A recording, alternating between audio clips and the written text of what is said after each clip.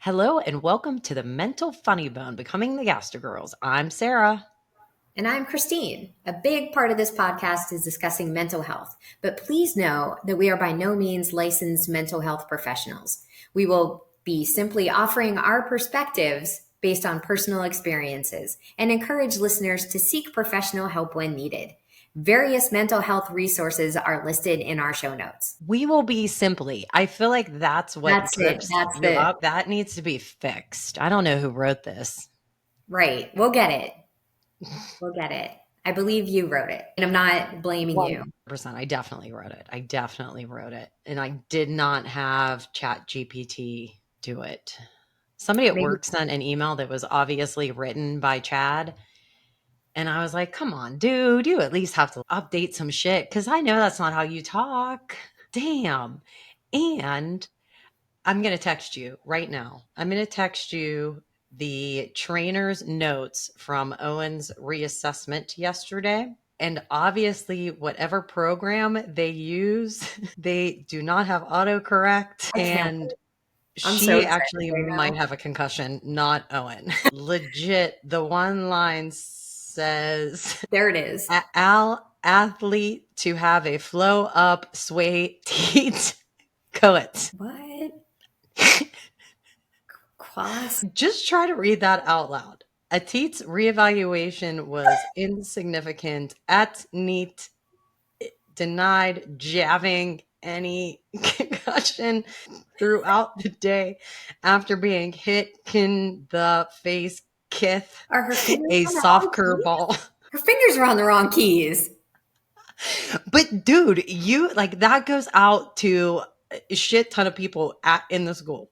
Okay, not a shit ton, but a handful of people are reading that, including the student's mother, the student's coach, the athletic director, ever. Like, you didn't even look up because you had no fucking clue. I was like crying. I was crying as I'm reading it. I was like, what? I, lady, you need to go into concussion protocol. Holy fuck. Sorry. Off That subject. I'm gonna put a copy of that someplace where people can see it because it's so funny. I It's don't, really unbelievable, completely unbelievable. So apparently, like she should have used Chat GPT, did she have a stroke while she was doing that? Can someone check on right? her? I hope she's okay. Oh my God. That is freaking crazy. Fuck. Anyway, All right. Shall we get into the episode? I would we like us to should. be as succinct as possible today. I am going through it today. Yeah. And Yeah. It's a rough week. It's a rough day. I feel like this has just been like our MO for the past few weeks, but we're getting through it. And I feel like these are fun episodes because we're just letting it go. And we'll see what we get. hopefully you guys like it. So we do have some notes, so that's cool. Great. So why don't you get started with those? All right. So we got some fan mail, and the fan mail was from Elaine C., who worked with me at a tiny little company called Decibel last year.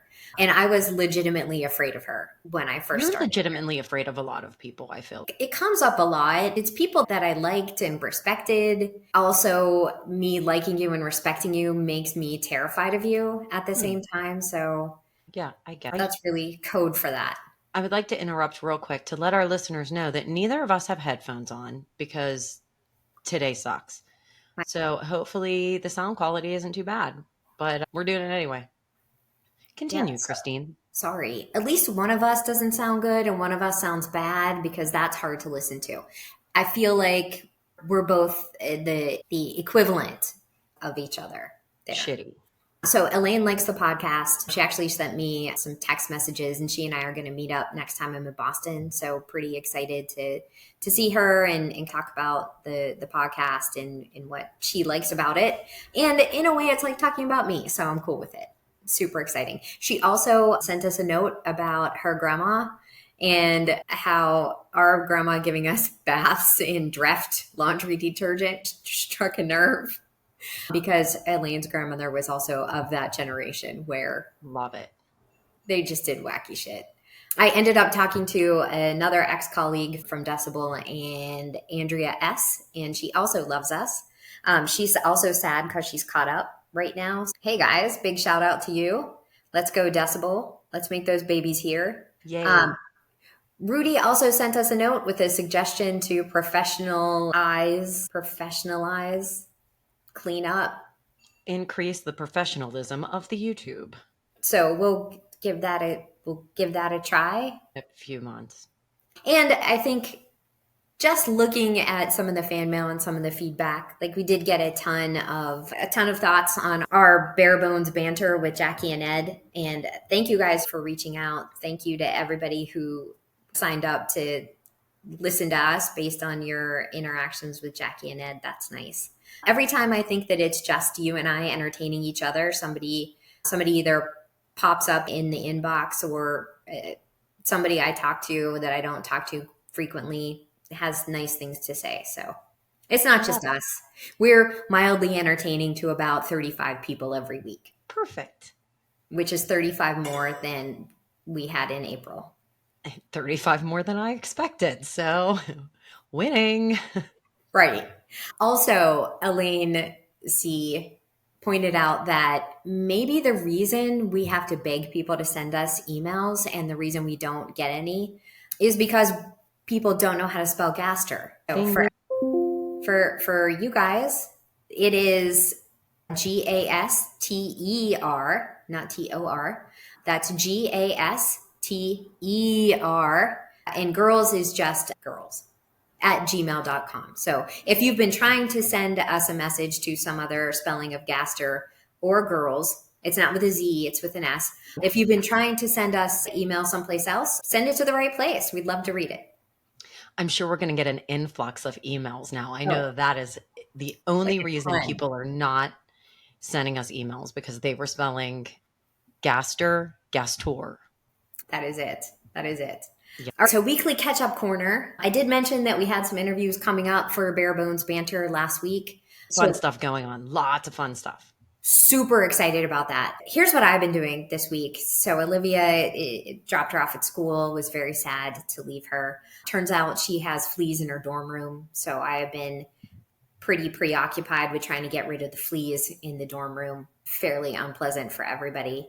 And you might be able to tell I'm not in my normal place because I'm back in North Carolina to discuss the fleas with the school administration. So that's been keeping me pretty busy. And the good thing is that I get to go through saying goodbye to her twice. So that'll be amazing. I've already hugged her like 86 times, and now I get to do it all again. And she gets to do it all again. So turns out once wasn't enough for us. So we're just going to do it twice. Did you get to see a game? Have they played a game yet?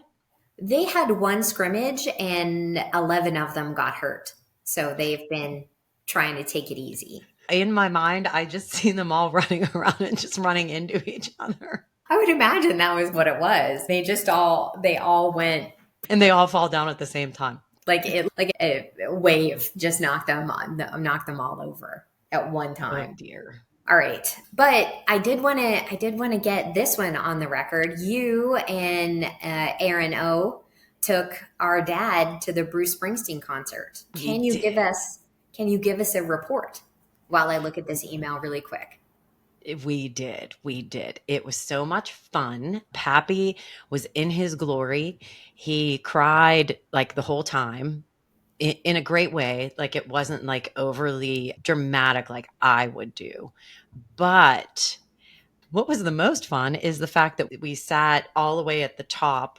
Anybody who knows PPG Paints Arena in Pittsburgh knows that the top level is super steep. First of all, I stand at the top of it and I throw up a little bit every time. And as I walk, like, my hands are sweating now just thinking about it. As I walk down those steps, I hold on to the middle railing like my life depends on it. So, of course, we get to the seats and we see that this is where we're sitting. And immediately I'm like, oh, fuck no.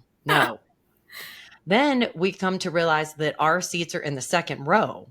So we have to climb down all of the steps. But they were good seats. They were great seats. They were great seats. They were amazing seats. If you ever have the chance, get the seats behind the stage, because I imagine they're the cheapest, best seats you could get, because they interacted with all of us behind. So it was perfect. It was amazing. They were fan-freaking-tastic seats. But there was drinking of beer in small bladders Nice. and 78-year-old men. Man. Man. And then Pappy forgot his phone. I don't know if I told you this. He forgot his phone at home. So I was afraid we were going to lose him somewhere. So I had to give him my phone so me and Aaron could track him if we had to. Oh God, you should have given, like, we need an air tag for him every time we take. He was like, this is ridiculous. I was like, Dad, it has not. If it was Sissy and she forgot her phone, we would be giving her one of the devices. Like, Right. we should have partners and devices at all times. But the going up and down the steps with Daddy, and then was like pissed off that we would go, or I would go up to the bathroom with him. But I didn't get, no, you're not climbing up these steps yourself and climbing back down them. So every time we went up the steps, he just waved to everybody like they were cheering for him. He loves that gag. Yeah. And everybody loved him. He was getting high fives every time he went up to go to the bathroom. And then on the way down, the railing in the middle has like little breaks in it. So every time we'd get to a break, I would turn around to grab his hand and he would swat it. Fine. I'm fine. But it was Bruce Springsteen. Holy shit. Was it This amazing? man is 74. I think he's going to be 75 in September. And he did not stop for over 3 hours. Like my posted on Facebook, I could barely stand through one song, and he did a million of them. I was like flabbergasted just by this fact alone. I couldn't believe it. And every song was better than the next. My only complaint is, do you hear the dog in the background? No, I don't hear the Okay, dog. he's attacking Owen. Anyway, which means that Owen deserves it. But anyway, what was I saying? Bruce Springsteen. And then the last, your only complaint. Yes, I knew like 2 songs, Ah, which yes, is really sure. disappointing, which means he did not play Born in the USA. What about my He home? Did you play didn't my play hometown? My Hometown. He didn't play, what was the other one? Is it Born to Run? Thunder Road? Did you play Thunder Road? I don't know. But what was great is we had a list of things at the end of it. We were like, these are things that say you're old. First of all, as we were sitting down, I was like, God, I hope the people around us don't want to stand the whole time. Then as the music gets started, I was like, wow, it's pretty fucking loud. And Daddy leaned over and was like, I wish they'd turn it down just a bit so I can understand what they're saying. Every song that started, I would lean over and say, do you know this one? To Daddy. And he would go, no, but I love it. So he actually didn't know a lot either. Like a lot of the songs. He knew several of them more than I did because he's like a big Bruce fan. But yeah, I guess he played newer stuff, but it was a wonderful experience. It was a jumbo bucket list. I'm not sure he really has a bucket list, but we've decided that he does. And we've thrown this right at the top. You'll do things we want you to do. Yeah. That's your bucket list. So yeah, it was great. It was perfect. You missed out on a good time. Thanks to Erin for joining us and being the third Gaster girl. Love Erin. She's the best. Thanks for taking my place. Glad that ticket didn't go to waste. Glad you guys still got to go, even though I was down here dropping Olivia off for round one. Round one of drop off at school. While I was here, I did get the opportunity to go to a Raleigh speakeasy, and it was flat out the coolest thing that I have ever experienced. Like opening up you walk into this restaurant. It's a fully functional restaurant. There's like shit happening all over the place. And then you look at like the guy who's there to greet people who are there to eat dinner, and you're like, what's up? And then you walk around him and you open up a bookshelf. You open the bookshelf and Do you walk need a into password? There's no password, but there is a dude right when you get in there and asks, do you have a reservation? And I said, yes, I do. And then you sit there and you drink trendy hipster cocktails for however long you want to do that until you go to dinner at another hipster trendy place. And it reminded me how much I like to do that kind of thing. Like, it's so much fun to do new stuff like that. Right. I was like, I might be old, but I am not too old to sit in the speakeasy and have a gin-based cocktail named after porn stars, I think. Tastes like pine needles. I was like, wow, it's very like lavender heavy. Every drink I had was very some sort of spice heavy. Yeah. This is why I drink Miller Lite. Tastes like Miller Lite. I was like, wow, that is really a rosemary forward cocktail. that, Yeah, that's really awesome. I love oh, yeah, that one just tastes like a Christmas tree. and then And that one, oh, that also tastes like a Christmas tree. Yep. Those smelly things you hang on the fake Christmas tree to make it smell like the Christmas tree. I that's, imagine that's what they taste like. and then I had one that was it was milk fat derived or something, some such BS. And I was like, wait, you're going to mix the tequila with milk? He's like, no, we take the milk fat and we render something. Like there No, was a compression process. I was like, yeah, I will have your milk based tequila drink. Bring it on. for the love. Pop a top and hand it to me. Holy Right. shit balls. Like Like, end of the night, I Salisbury steaked because I know I don't like whiskey. Like yeah, I know for sure. I don't like the smell of it. yeah. I don't Blech. like. And there was a whiskey based cocktail that had a lot of flowers associated with it and some pineapple juice. And I was like, yeah, I'll try that. And then they brought it to me and I was like, huh. Oh, yeah. Gross. Turns out whiskey flour is just bad, just as bad, or flour whiskey is just as bad as regular whiskey. Yeah, no, that one sucked. Did not Smoked whiskey is also bad. enjoy that. No, because it's not a ham. Yeah, It's not a yeah, ham. You're right, not hamming it up. right. So It's bad. When I have to do a fancy drink or when I'm not feeling the beer, I go with a dirty martini, I do like a martini. It is just which like pure alcohol. I don't drink any slower than I do a beer. So it typically ends really bad. End of the night, I was definitely happy that I was in an Uber and not driving Yeah, a vehicle. Like, and I pace myself, right? Because I'm 51, so I got to pace myself these days. So I had 2 drinks at the speakeasy, 1 drink with dinner, and I'm like timing it out. I'm like, I'll just have a water until 8:15, and then I can have yeah. another drink You're so that such a good drinker. I'm not sloppy and stupid. So that was like the best part of dropping Olivia off was that yeah, I got to hang out at a speakeasy and it was fun. Yay. I love a good speakeasy. I don't know why I don't do it more often. Probably because I'm tired. And I don't know where the fuck to find one. I think that's like the whole point of a speakeasy is you got to go behind the bookshelf and who would know this?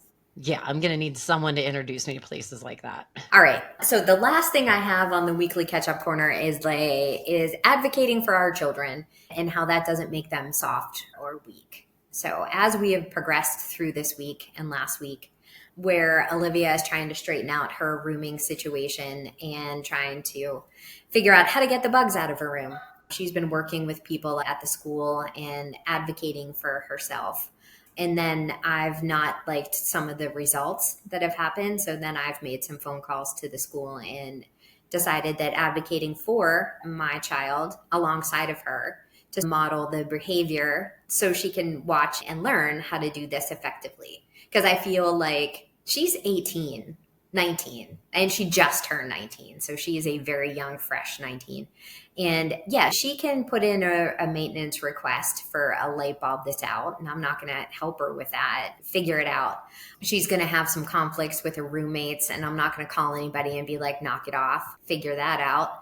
But when there are obstacles that I feel like people are putting up in her way, then I think it's time to get involved and be like, I see what's happening in some of these situations. And I feel like when our children are being taken advantage of, that we can coach them through how to deal with that because it's not a straightforward, just go over and ask them. It's not a straightforward, just stick up for yourself.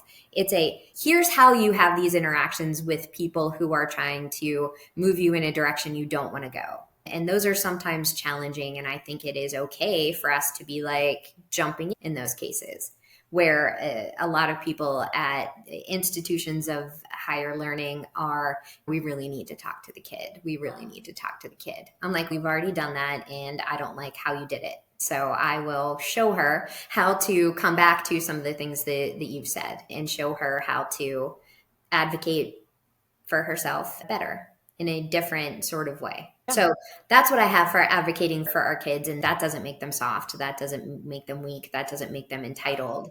There are important things that they have to learn how to do. And sometimes the only way you're going to learn that is to watch somebody else do it first. And that's the thing. Like hear a lot of talk like they have to learn how to stick up for themselves. They have to learn how to advocate for themselves. They need to do these things. They're, Owen, and I've been hearing it since last year, and he's just in high school. They're in high school now, so they should be able to take care of it themselves. And I understand that we want to raise independent kids, but I think that sometimes we forget we need to show them what to do in order to do it. Like we just say they have to do it themselves, and nobody shows them, nobody helps them. And I think that's the step that we're forgetting. And we're also forgetting they're still fucking kids. They're children. They're new at it. Yeah, I agree. Part of raising somebody is being able to let them loose in the world. Part of raising somebody who's going to be successful in the world is making sure that they know how to do all of that. And like I said, sometimes the best way is to watch me lose my shit on somebody. Like I'm about to lose my shit on this goddamn dog. Don't do that. Don't do that. It's not his fault. He's just little. I am going to open the door and let him in here, though. Okay. Hopefully that doesn't fuck up shit even more. I'll just cut this part out. Everything else is quiet in the house. Owen's in the shitter. Here he comes. I hear him. Hi. Hi, Macho. Hi, Macho. He's very excited to be featured on the podcast. I asked Olivia if she wanted to join us today, and she's like, no. Nah, cringe. She said I'm quite busy. Quite busy, yeah. All right, so that is my story of advocating for our children. And I think some of it is hard to navigate and understand, right? You don't want to be following them around their whole lives being like, be meaner, be better. You can't do that. But when you have the opportunity, it's maybe a good learning exercise for everybody. And you go. It's just everything else in parenting. Hard. And we're talking about it, but we're not professionals. We don't know. We're just telling you what we're doing with our kids. Right. I guess hopefully we'll be podcasting several years down the line and we'll be able to report that it went okay. This one's in prison, so maybe go back to that episode and don't take my advice. Yeah, we can assess then. But for now, this is what we're doing, and we think it's good. Right. Oh, I'm sorry. Oh, and you think it's boring. I'm so tired. So tired. Yeah. Parent your way. Do the best you can. I also listened to her horrific podcast about parenting styles and parenting influencers and how the one lady just went absolutely crazy and ended up like duct taping her children in a closet because she was about consequences and tough love and natural consequences of actions and all of that. And I was like, I think maybe sometimes we can just take things to an extreme. What is natural consequence about duct tape? Did they run into the duct tape by accident and roll around in it? I don't know. It was pretty screwed up. And I can't remember, like it was a Mormon lady and she was a mom-fluencer. And they would do stuff like the kid wasn't allowed to sleep in his bed for 6 months because he pulled a prank on his brother. Is this the one that's been on the TV that's in trouble? The TikTok lady? I don't know if it's a TikTok lady. This lady was a YouTuber and then she just went off the freaking rails. Like she was pretty bad as a YouTuber. And then she met up with this also psychotherapist, which I think we're the same person. Piqued my interest. And then they both just went absolutely batshit. Yeah. I think one of the kids like escaped and the neighbor called the police. Like this kid is malnourished. He's got blood all over him. He had to be punished, and punishing means you don't eat for 6 months. I guess the neighbor thought that he had blood all over him, but really what it was is they had tied his arms up and he had gotten sores on his arms. And then they had put honey and cayenne pepper on his boo-boos. So I'll go back to stating that I don't know how to be a perfect parent, but don't fucking do that. Right. I'm not that great. Like, I know that I've been saving money for Olivia to have therapy since I started parenting. Like I know what's going to happen, but yeah, don't do that. Yeah. There's some shit you just don't do. It's just that simple. And these people, I would like to starve her. I would like to wrap her up in something that is going to brush burn her all over and then pour, I don't know, rubbing alcohol all over her open wounds. A hipster drink made of. Here's some gin. Here's some gin for your whiskey, you dumb bitch. Yes. Okay. It starts off pretty innocent enough, right? Like the 6-year-old forgot to pack her lunch or forgot to grab her lunchbox. So the teacher sends an email and says, "Hey, can you bring the little kid some lunch because she doesn't have any lunch?" And the mom writes back and she's, "Hey, the kid's responsible for picking up her own lunch. So the natural consequence of forgetting to pick up your lunch is that you're a little bit hungry during the afternoon." And yeah, all right, that'll teach them. That's a lesson. But it's also miles away from not being able to sleep in your own bed for 6 months because you pulled a prank on your brother. Yeah, that's a lot. That is a lot. Crazy. Yeah. Um, so there. That's our parenting advice. This is now a parenting podcast and not so much a mental health podcast anymore. We don't know dick about either. Obviously. We really like the sound of our own voices though. Really it. All right, growing up Gaster story of the week. Here's what I got. I put in college drop off because I don't know that we talked about it. Based on the drop and live off at school, I was going to talk about the Bethany College drop off and the culture shock that I then experienced.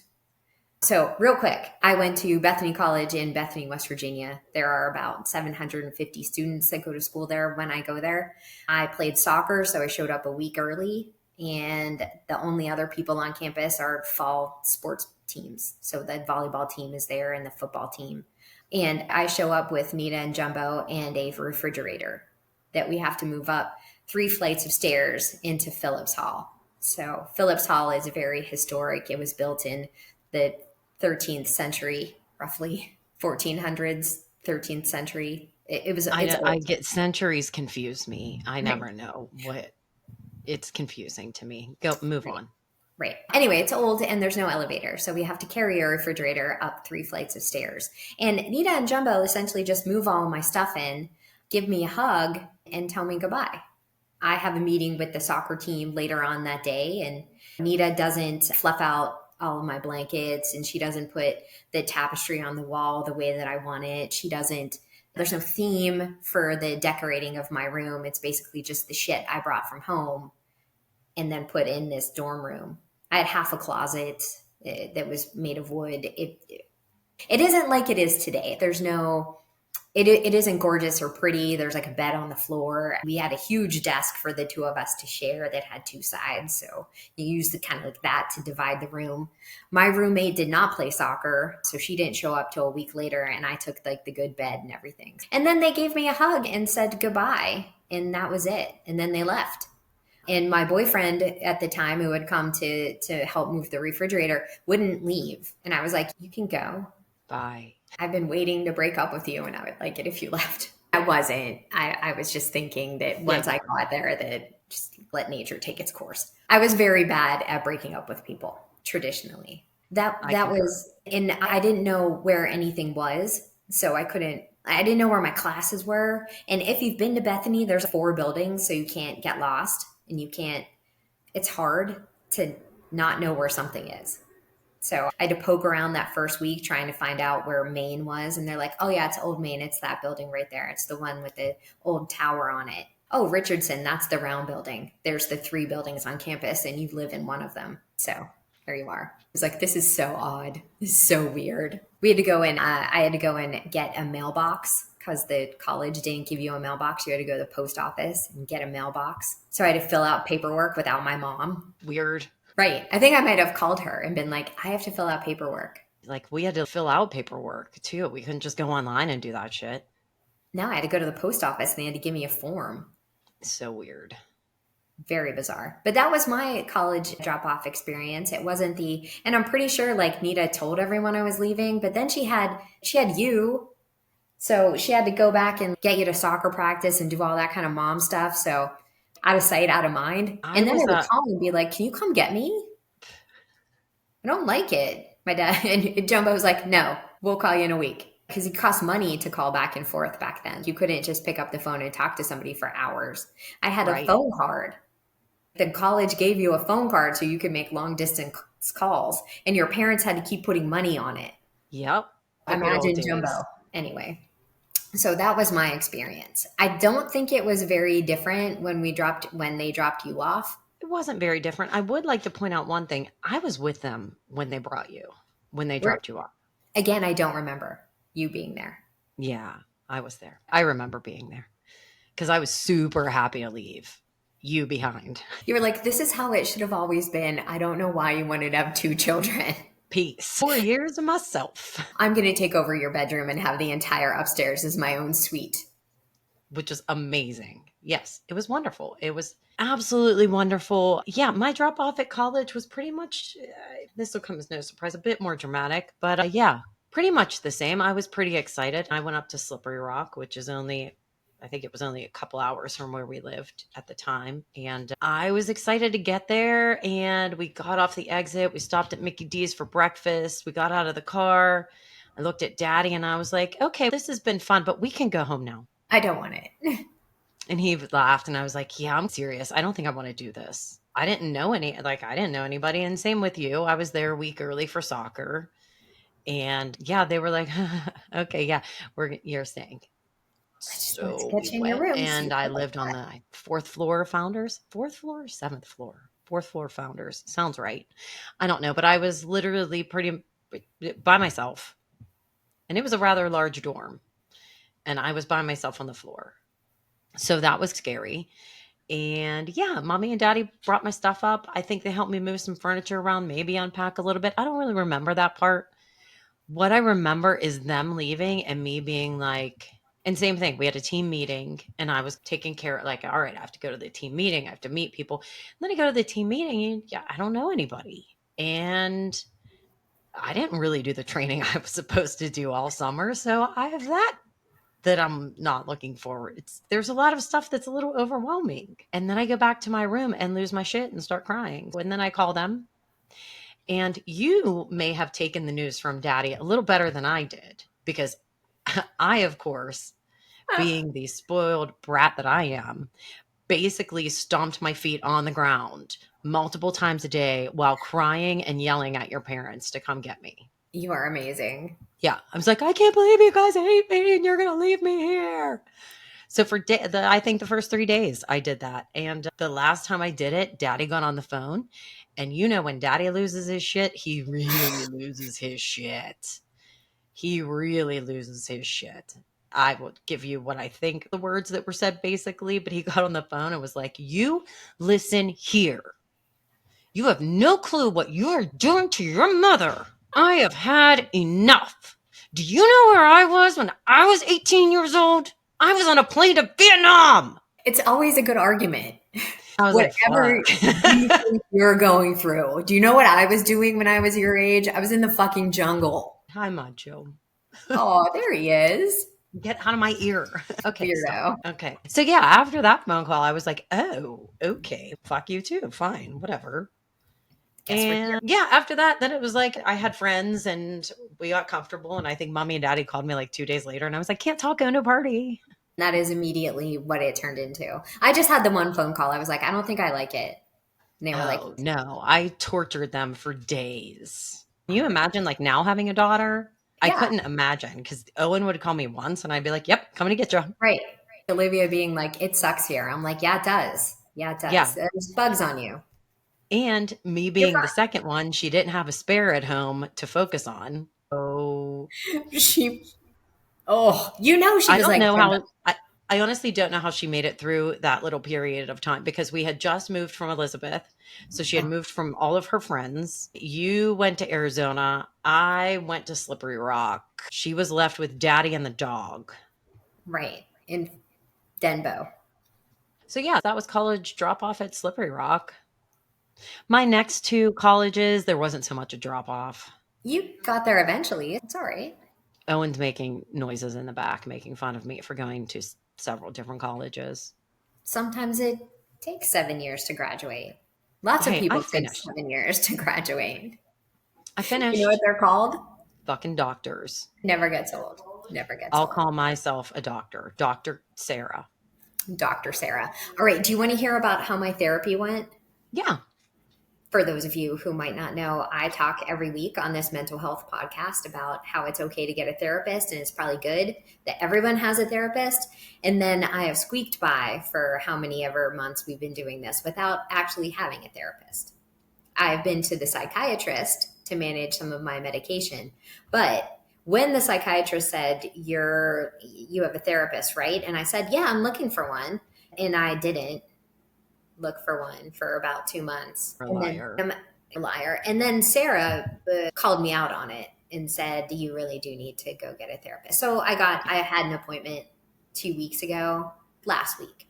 And I liked her. She was very nice. Emily, we talked about how I have many boxes stacked up that will eventually need to be unpacked. And during our planning part of our call, not our call, I was there face to face with her, but during the planning part, we're talking about like why I'm there and what I think are the important issues. And we talk about strategies for dealing with the ADD and ways that I can focus and get stuff done and all of that. And she's, oh yeah, I have a lot of patients that have attention deficit disorder. And then when we're wrapping up, she says, is there anything else? And I was like, oh yeah, there's like these 14 other things. And she was like, oh, she was like, so that's really why you're here. I'm like, yeah, but we just made a big plan for the other thing. She's like, plenty of time. She's like, you're going to come back next week and we'll just see you every week. And I was like, yeah, that sounds about right. Yeah, it's a good idea. Yeah. And then I think I said last week, I just felt like I did it wrong. Like the whole ride home. Yeah, Like, there's no right way to do the therapy. And I am pretty sure everybody who does therapy, the first time they go, even if it's not the first time, like the first time going to a new therapist, you feel like you did it wrong. And as long as you're talking, and I think too, you just know yourself if you have a bad therapist, which it might just be a personal thing, whatever that you guys don't drive, you just know it. And then it's time to move on. That's the only way you can do it wrong is if you continue to see a therapist that you know isn't helping you. I guess that's the trick. Right. So I guess I did it right there at the end. And she and I will find a box and we'll open it up and unpack what's in there and see why I am the way I am. It's rough. I hope you I don't don't, expect to get an answer anytime soon. I've been in therapy since I was 18.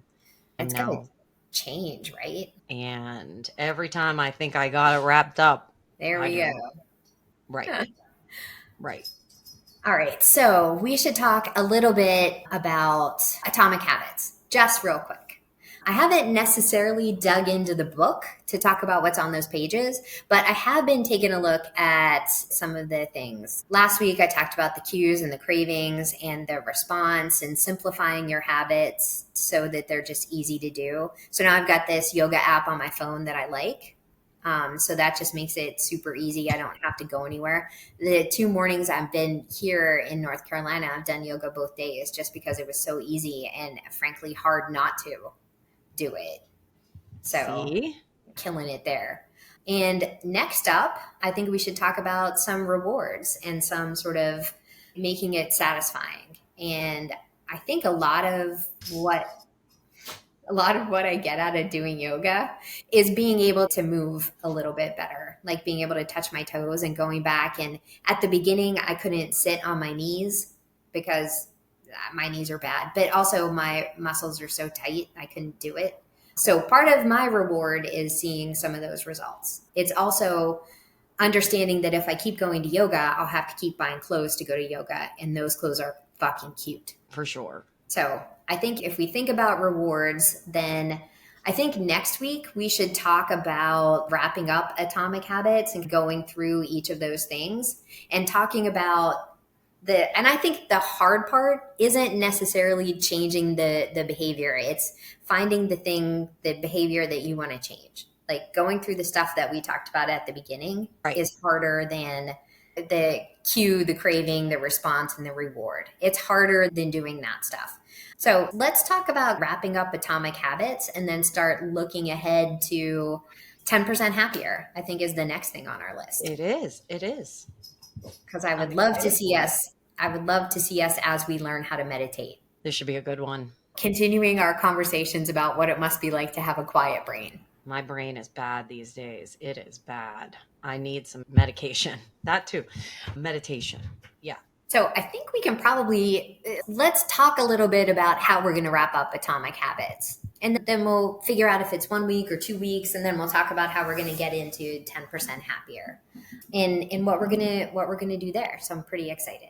I'm actually I, pretty excited about everything going forward, really. I feel like I didn't really read Atomic Habits quite enough. That's what we can talk about. Are there things we need to go back there and revisit? Yeah, I definitely do. Maybe that will be my assignment for the weekend is to read a bit more. I'm going to go back to the chapter headers and look at, oh, that was a good story or that was a good example. And then maybe what we can do is just outline some of the stories and the examples from there and be like, hey, this is what we're talking about when we say reward. It's different from tying it to something that you really like. So cravings and rewards are different, even though they're similar. I dig it. The craving is I really crave a cup of Dunkin' Donuts coffee in the morning. So if I can tie that craving to going to yoga, then I'm going to yoga. And the reward is if I go to yoga every day for a week, then I can have a donut to go with my coffee.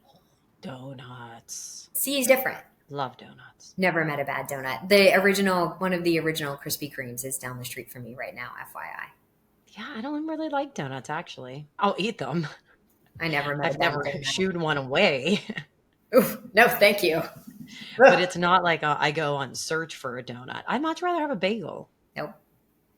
Hot, deep fried goodness. All Yeah, right. And again, we should talk about our diet. yeah, working on that. So, subject change, just so you know, getting my eyelashes removed. I should note to everyone they're fake eyelashes, not I was just like, getting my that's real eyelashes plucked out. So, I've had eyelash extensions since January. I'm getting them removed on Saturday. I have a lot of anxiety about it Are you because I will have nervous? 0 eyelashes. They grow back. I had mine removed last year and they look nice. So I bought some lash serum, except for I will never ever use lash serum. Now that I've read all the warnings about it, one of the major things it could do is change your eye color. Oh God, no. Fuck you. I'll have bald lashes. I don't give a shit. It's my eye color is the one thing I have left going for me in my life. This is the central key to my personality. Nope. I will not fuck with that. People are How do you, like, yeah, my beautiful green eyes, they're getting dark. They're like brown. Oh, I would die. I would be suing motherfuckers. where do Yeah. you put the serum that it's changing your eye color? A lot of them. I guess there's an ingredient in it. I Like, don't do you there's put it some in your stuff that says eye? there's no scientific background to say that it happens, but there's enough people reporting it that I'm not willing to take the risk. Anecdotal evidence. But are you putting it in your eyes or you're just putting it on your lash? Like, No, just putting it on the top, but I guess there's something that I don't know what eyes do. into your eye. I don't know, but The I am 1300s. not taking the chance. Not taking the chance. I just Crazy. thought I'd share that with you and our listeners that No, I love it. it scares the shit out of me. So I have ordered the little lash clusters that I do myself. So I won't have to leave the house with no eyelashes on my eyes. I think you're just kicking the can down the road, though. If you're putting the fake ones on still, you're going to rip out some of your natural ones. Yeah, but I will have eyelashes on my face. I lived for several decades having the tiniest, straightest eyelashes Yeah, that were completely invisible. So, for sure. Yeah, absolutely. But it's once you have them, though, it's really right. hard to give them up. It's a game changer for many reasons. I haven't put mascara on my eyes since January. Yeah, it is. Even if I have to put the mascara on, having eyelashes compared to not having eyelashes is just it's nice. It's nice to have. Yeah, yeah, but I am proud that I'm actually getting them removed this time instead of picking them off myself. I think that's what I did when I said I had mine removed. I just as they fell Yeah. out, I just grabbed them and threw them. When I've had them before, I've just picked them out and therefore picked out most of my real lashes. So it will be nice to get them removed. I'm probably going to do a little lash lift here and there Oh, I do and it all then the use my little falsies. But my falsies, as long as I take them off, as long as I'm not coming home and just ripping them off, they shouldn't really damage my real lashes. So I we'll cannot wait see. to hear the update on this. Yeah. That is enough reason for people to tune in next week for sure. Yeah. Tune in next week to see my bald eyes. They'll be just as pretty though. Very. The sacrifices I make for my child to play soccer.